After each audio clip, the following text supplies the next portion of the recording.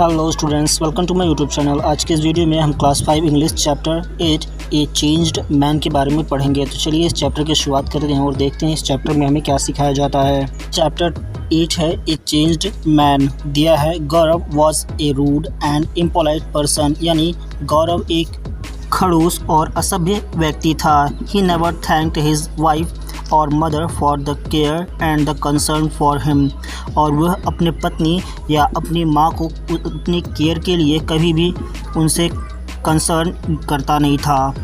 He criticised them and found fault with them, यानी वे हमेशा उनमें ही गलतियाँ निकाला करता था। He did not have any job so he was very frustrated, वो उसके पास कोई नौकरी नहीं थी इसलिए वह बहुत ही चिड़चिड़ा हो चुका था। His added to lack of manner, और उसमें कमी व्यवहार की भी कमी थी। One day somebody knocked at his door, Gaurav open the door and saw a stranger, यानी एक दिन कोई उसका दरवाज़ा को खटखटाया, लेकिन उसने दरवाज़ा खोला तो देखा कि एक अजनबी खड़ा है। Gaurav asked rudely what do you want, Gaurav ने बड़ी ही बेरहमी से कहा, क्या चाहिए तुम्हें? The gentleman at the door replied I want to see the Gaurav, जो आदमी दरवाजे के पास खड़ा था उसने कहा कि मैं गौरव को देखना चाहता हूँ। Gaurav replied arrogantly you can see him right here, तुम उसे अभी देख रहे हो। Now tell me quickly what your problem is, और I have to ask you to get lost. Gaurav कहता है कि तुम मुझे अभी देख पा रहे हो, बताओ तुम्हारी क्या परेशानी है, नहीं तो यहाँ से cut low. The visitor taken aback, visitor जो वहाँ पर आया था वो वहाँ से आश्चर्यचकित हो गया। He thought what an ill mannered person he is, but he said well I am the manager of a chemical firm, यानी उस अजनबी व्यक्ति ने कहा कि क्या बकलोल आदमी है ये, लेकिन तभी वो सोचते हुए कहा कि मैं एक केमिकल फर्म का मालिक मैनेजर हूँ। I heard that you are a chemical engineer and you are need a job, मैंने सुना है कि तुम एक केमिकल इंजीनियर हो और तुम्हें एक जॉब की ज़रूरत है। Here is an vacancy in my firm for a post and I wish to offer you a job, यानी मैं यहाँ पर तुम्हें जानता हूँ कि तुम एक केमिकल इंजीनियर हो और तुम्हें एक जॉब की ज़रूरत है, इसलिए मेरे कंपनी में एक जॉब है तो मैं उस जॉब को तुम्हें ऑफ़र करना चाहता हूँ। However, after seeing your rude behavior, I have changed my mind. लेकिन तुम्हारे इस बर्ताव को देख करके मेरा मन बदल गया, अब मैं सोचता हूँ गुड बाय गौरव।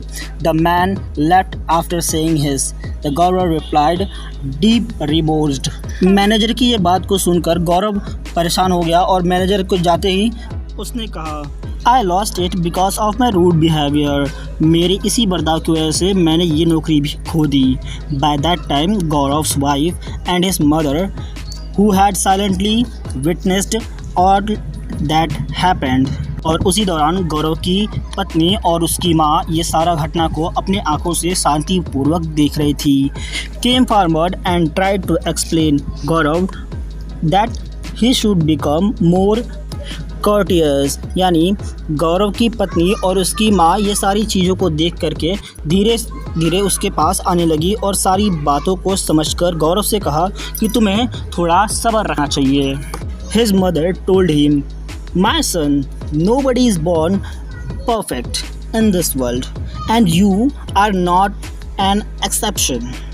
मेरे बेटे, इस दुनिया में कोई भी ऐसा नहीं है जो कि एकदम परफेक्ट बना हो और तुम भी उसी एक्सेप्शन में से हो। However, we human being have a great power above all of us, that is the power of the God.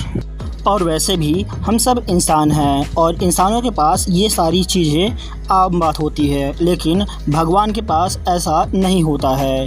He is always there to help in transform us character, यानी वो हमारी मदद करने के लिए हमें में से किसी एक रूप में आकर हमारे मदद करने के लिए बने रहते हैं। So take his help and behave as he has order you to do and then feel the change, यानी उसकी माँ कहती है कि बेटा जो भी हुआ को लेकर तुम बैठो नहीं, तुम उसके पास अपने बात को ले जाओ और उसने जो कहा है ऐसा करो, फिर तुम्हें पता चलेगा कि क्या हुआ। These words टच गौरव्स हर्ट, और इन सारी बातों को गौरव के दिल पे लगी। He started praying to the God and reading the word of the God every day, और उस दिन से उसने भगवान की पूजा करना शुरू कर दी और जो चीज़ उसे भगवान द्वारा दी गई थी उसको वो रोज़ पूजा करता था। Once he read the word of God, he pondered upon their implication in his life. जब से उसने उन सारी चीज़ों को करना और पूजा पाठ करना शुरू कर दिया, तब से उसके जीवन में रोज़ कुछ ना कुछ अच्छा हुआ करता था। We virtually have chosen the courtesy and make it the true mark of such as are not unto him. हमने वास्तव में संस्कृति को चुना है और इसे उन लोगों का सच्चा चिन्ह मान लिया है जो इनके करीब है। Courtesy is the prince of virtue, यानी संस्कृति सद्गुणों का राजकुमार है। Then he realized that he had been hurting everyone who had closest this way, और इस तरीके से उसे यह एहसास हुआ कि मैंने आज तक सभी को कुछ ना कुछ दुख दिया है जो हमारे करीब थे। So he decided to change his behavior, इसलिए उसने अपना बर्ताव बदलने के लिए सोचा। He began to thank his mother and wife for everything they did for him. He even started helping them, यानी अपने आप को धीरे धीरे बदलने लगा और अपनी माँ और अपनी पत्नी को सभी चीज़ों के लिए थैंक्स कहा करता था, और यहाँ तक नहीं, वह उनके कामों में भी हेल्प करना शुरू कर दिया था। One day he woke up early, wore his best clothes and went to the chemical firm, the manager of which he had visited him. यानी एक दिन क्या हुआ कि वो जल्दी उठकर अपने अच्छे कपड़े को पहन करके उसी केमिकल फर्म में उस मैनेजर से मिलने गया जो उसके घर मिलने आया था। He reached the manager's office, knocked the door and said politely. Manager के ऑफिस में पहुंचने के बाद उसने दरवाजे को नॉक किया और कहा, May I please come in, sir? A voice from inside him.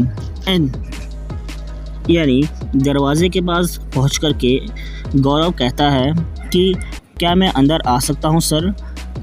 तो अंदर से आवाज़ आती है कि ठीक है, अंदर आ जाओ। Gaurav entered the room, folded his hand and greeted the manager, यानी गौरव ने रूम के अंदर एंटर किया और अपने हाथ को जोड़ करके मैनेजर को प्रणाम किया।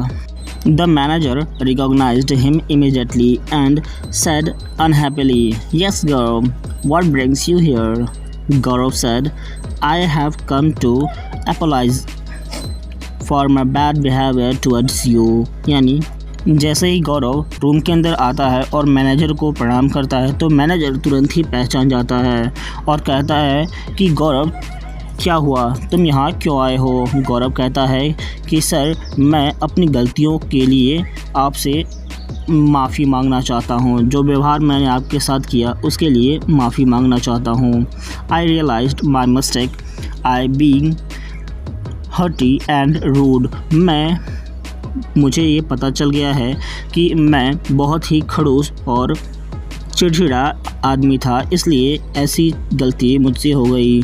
I feel sorry now and I hope you will be forgive me. मैं इसलिए आपसे माफ़ी मांगता हूँ और आशा करता हूँ कि आप मुझे माफ़ कर दोगे। The manager was impressed with the Gaurav's humility and courtesy, यानी मैनेजर गौरव की ह्यूमिलिटी और कर्टेसी को देख करके इम्प्रेस हो गया। He said, I forgive you. However, Gaurav, by speaking impolitely, you have lost a very good job.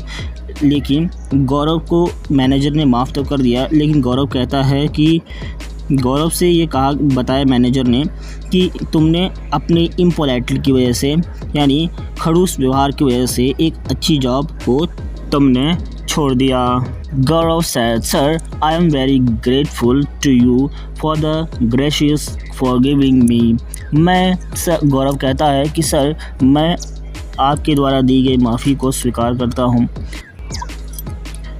As far as the job is concerned, I'm sorry to lose it, but I have a strong feeling that I will find another job। यानी गौरव कहता है कि चलिए sir कोई बात नहीं, जो हुआ ठीक हुआ। यहाँ पर मैंने अपनी जॉब तो खो दी, लेकिन मैं अगली जॉब के लिए ढूंढने के लिए तैयार हूँ। I am following the guidance of the God and I am hopeful of receiving His blessing। यानी अब मैं भगवान की शरण में आ गया हूँ और जैसा भी वो चाहे उनकी आशीर्वाद से सब अच्छा ही होगा। Now I beg you your leave। अब मैं चाहता हूँ कि मैं चलूँ। Thus the parts as friend।